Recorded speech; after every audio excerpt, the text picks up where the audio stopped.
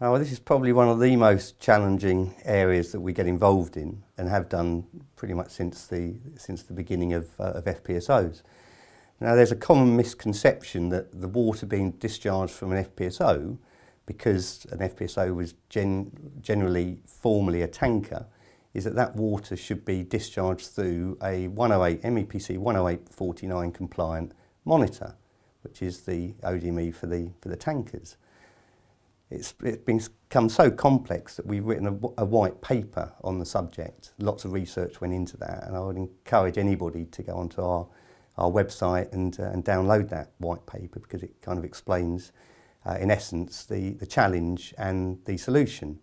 I mean, I'll run through what we see as the solution now. Essentially, if the water on an Fpso is held in what are considered to be IMO tanks, MEPC tanks, then that water then needs to be discharged through an approved piece of equipment.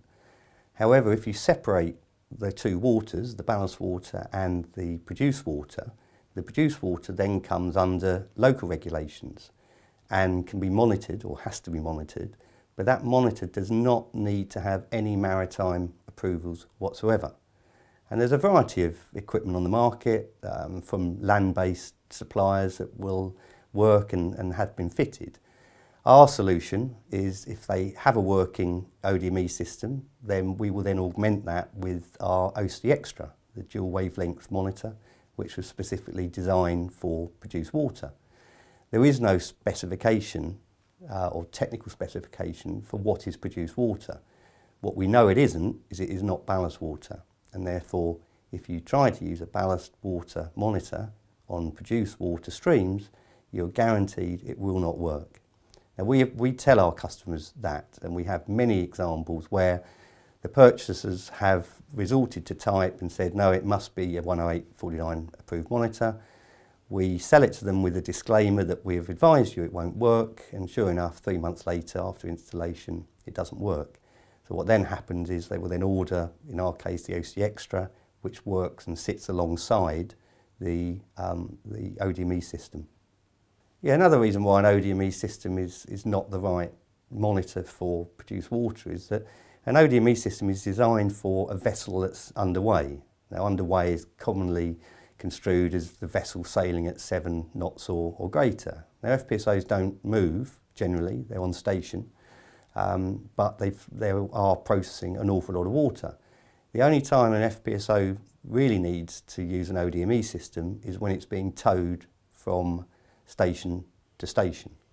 The other regulation states that it can only discharge outside of the 12-mile limit.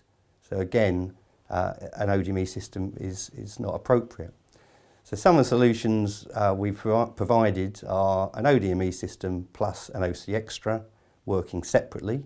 Of late, there have been a few new construction Fpsos where they've wanted both systems to be integrated. So we've then put in a full integrated panel, one set of pipe work that can flip over from ODME operation or produced water operation.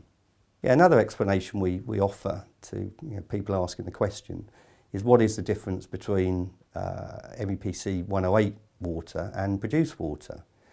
Well, in 108-49, you know the type of oil that you're going to be dealing with, because it's essentially slop water when they carry out tank washings. And that then sits for a few days.